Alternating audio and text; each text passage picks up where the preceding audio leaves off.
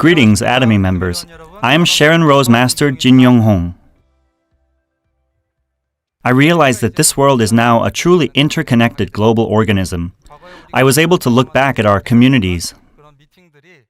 As many have taken for granted the seminars and events which we'd held so regularly. The total sales for industries all over the world in the first quarter has decreased tremendously. However, for online shopping, the sales has increased greatly. What do you think is the reason for this? The need for online shopping has increased consistently. As the world was exposed to the pandemic, a great influx of consumers, even in their 50s and 60s, were introduced to online shopping. After having experienced the convenience of online shopping, it will probably be difficult to go back to offline shopping.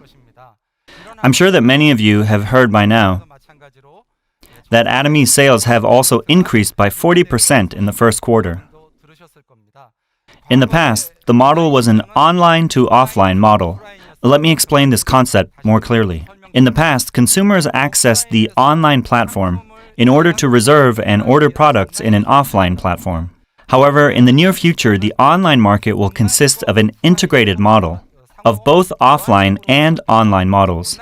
Through big data, appropriate products will be recommended to offline consumers. This will make the online platform a competitive model where consumers will be able to access the products both online and offline. With such a competitive edge, the demand for online services will only keep growing. And this is the result of such a trend. Currently, the online market takes up about 61% of the consumer's wallet. This phenomenon will only increase to 70% and 80%. Companies will not be able to ignore this consumer trend. If companies do not adapt to such a trend, they will not be able to survive during this time. In the past, it was just a single channel of consumption. We are currently in the middle of transition. Currently, businesses are competing through multi-channels of both online and offline. In the future, an age of omni-channel will come, where all data will be shared between online and offline platforms. The system is rapidly changing, where multinational companies all over the world are acquiring these omni-channels to ensure competitiveness. And you are able to see the results of such a trend. Major companies in the US that only had offline channels are now closing doors. Since the introduction of Samsung smartphones, smartphone users all across the globe have been on the rise. The current 70% of smartphone users are expected to rise to 80% by 2022. Surprisingly, in Uganda, there are only 3 million people with electricity, but there are a total of 10 million smartphone users. It is these phono sapiens that are bringing the change in the distribution industry. It is this increase of consumers and smartphone users that is causing radical change within the same distribution platform. There is no future for a company that doesn't prioritize platforms. This is now common knowledge for everyone. However, there are now new wave of changes within these platforms. I'm sure many of you know this by now. How did distribution platforms in the past make profits? It was through commission incurred in the distribution process. But this profit model is also quickly changing. Online platform giants such as Naver Store and Kakao Store are receiving monthly subscription payments from businesses that want to register their business to these platforms. This is possible due to their large pool of users and data. Also, Kakao Store is receiving payments for advertising, which replaces commissions. Isn't this an amazing shift? Another shift is that there are now so many distribution channels. So, what does this change look like? Recently, I was also looking to buy a wireless mic. What eventually helped me to buy the mic? I was searching on YouTube for information. Where are consumers these days searching for information? It's in social media platforms such as YouTube and Instagram. What's the reason for this? In these platforms, consumers are able to experience storytelling, empathy, and other social values. Another reason why people are going to such platforms is because there are too many products out there. So curation service is more important than ever before. We live in an age where anyone can produce and distribute products. Price is no longer the deciding factor for consumption. These days, it is the shopping platform that has the most unique characteristics that will survive. For example, you know about Amazon's Prime service, right? In Amazon's Prime service, if you pay about $120 a year, you can watch all movies on that platform for free. You can receive free quick shipping. Consumers are able to enjoy all of Amazon's benefits.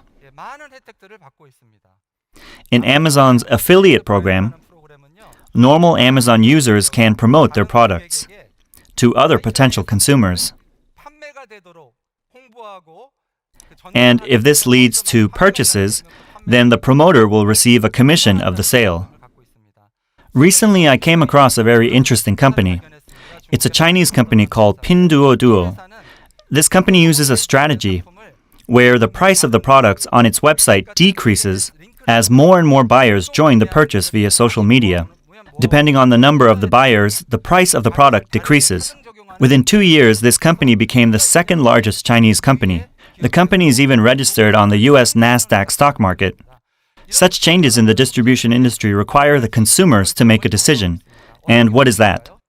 The consumer has the option to either remain as a passive consumer, or the consumer can actively participate to make profit within the revolutionary changes that are happening in distribution. What is your decision? Ultimately, it is going to be these major companies with strong content creation and curation capabilities that will survive. However, other issues and problems arise due to such a monopoly. In the past, there were many travel agencies in your local community. Typically, consumers would go to the agency to reserve a plane ticket, hotels, and other travel packages. Today, profit is being concentrated on the platform of a few giant companies.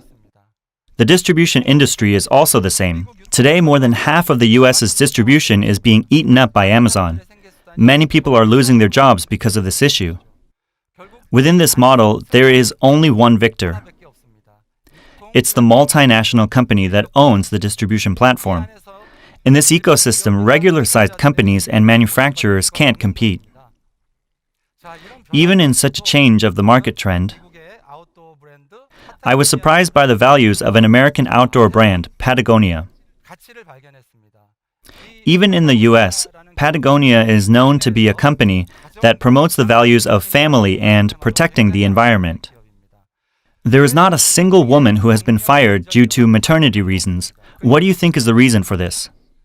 The company claims that the CEO and the company can't be the end objective. One of the company's managerial objectives is that the workplace should be a means to ensure the family's survival. The company was able to truly touch the hearts of the consumers. Another surprising thing about this company was that it hosted an event on eBay, where it sold second-hand clothes of their own brand. As you can see here, this is a picture of a person who is wearing a jacket which his father once wore 20 years ago. This company even tells the consumers not to buy new clothes from their company. Do you know what the reason is for all of this? The company claims that a lot of water is consumed to produce new clothes. In order to plant cotton plants, the company uses more water, and great volumes of CO2 are released to produce their products. And ultimately, these clothes are thrown away as trash. By presenting relevant data, Patagonia constantly sends a message to the world that they are a company that strives to protect the family and the environment. Wouldn't consumers who care for the environment and consumers who care for the family hear this message? Wouldn't they love this company? I encountered stories of such companies that had social values through a book called Good Company. This book introduces many companies that adhere to social values, and it calls these companies good companies. This book claims that in the end, good will always prevail. When I saw this statement, my heart started to race. There is also a similar principle in Atomy. Honesty and goodness is the best policy. I believe that this principle of the company shows that Atomy is also a company that adheres to social values. Why then must we pick Atomy as a company? If a CEO of a company is asked the following questions, why must the consumers pick your company? And if the CEO is not able to answer, can that company survive? I want to share with you at this time why it is that you must select Atomy as a company. In the previous platform models, all profit was concentrated on the company. No one could win in that ecosystem except the company itself. All the other players could not survive in this model. However, in Atomy's platform, the consumers act as the end user, being the terminal of the distribution channel. But at the same time, the consumers are able to make their own platform and act as a hub for the distribution channel. There is an important characteristic in Atomy's platform, that the points incurred during the purchase are connected by all the consumers in the platform all over the world. The consumers in this platform are able to share their profits. President Han-gil Park knows all the important values and principles that are necessary for the post-platform business model. He said that Atomy is not competing with other network marketing companies. Instead, Atomy is competing with the previous distribution channels. I will get rid of all platforms where there are no point systems. Atomy will become the hub of distribution. In order for a platform to succeed, only one thing is essential. Consumers must be able to voluntarily access the platform with no advertisement. A platform that will survive will be the one that can tell others about the value and service of that platform voluntarily. President Han-gil Park knows about these core strategies very well. During the past 10 years, Atomy has kept to the major curation principles of absolute quality and absolute price. Atomy has introduced high-quality products at an affordable price to the consumers. As a result, Atomy has become a company that could act as a curator that is dependable. The 0.12% rate of product returns shows that Atomy has done a prolific job in product curation. The number is proof of such an outstanding feat. Since its founding from 10 years ago, Atomy has practiced the value of sharing. Atomy has consistently donated for the past 10 years. The company has donated $10 million up till 2018. In 2019, it was the first middle-sized company to ever donate $10 million in a single donation. You can also see that Atomy is concerned about the environment as well. Atomy spends over $100,000 extra a month in order to exchange the plastic padding into paper material. What kind of company would do such a thing in such hard times? Atomy has been acknowledged for its social values and contributions to the overall community. It has acquired the CCM certification by being acknowledged by the government to be a company that focuses on the consumers. The CCM certification is a government certification program that reviews every 2 years whether the company's structure is designed to focus on the consumers and whether the designated structures are being managed accordingly. Out of 500,000 Korean companies, only 182 of them have this certification. Aren't you so proud? The consumers are aware of the company's activities, and they know the social values that Atomy stands for. Also, over the past 10 years, Atomy's members grew to 6.8 million. It will continue to grow in the future as well. Additionally, Atomy has constantly grown in the past 10 years. Atomy has achieved an unbelievable feat of $1 billion of sales in Korea and $1.5 billion of sales overseas.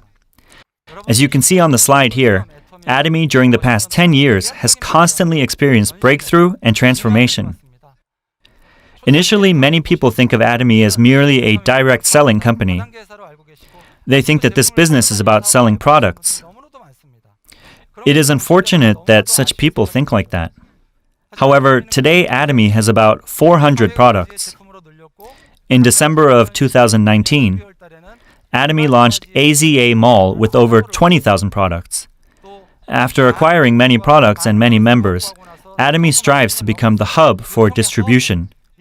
In 2019, Atomy has declared in the future it has decided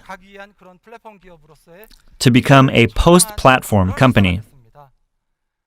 All of these books are talking about connection and sharing. We live in an age today where interests are interconnected. Something new does not come out of nothing.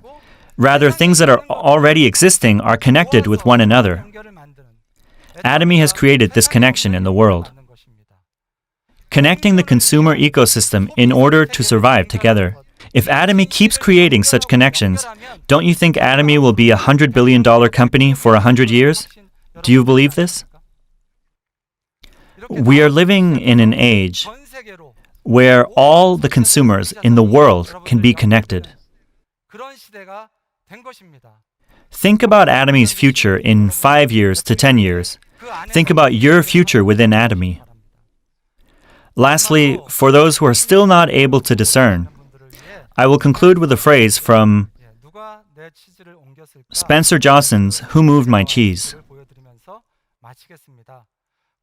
Remember that old beliefs do not lead you to new cheese. It is now time to lead the change. Change is no longer an option. Rather, it is necessary. I hope all of you will be able to overcome COVID-19, and I hope that all of you can become successful in this unprecedented time of change. Thank you for listening until the end.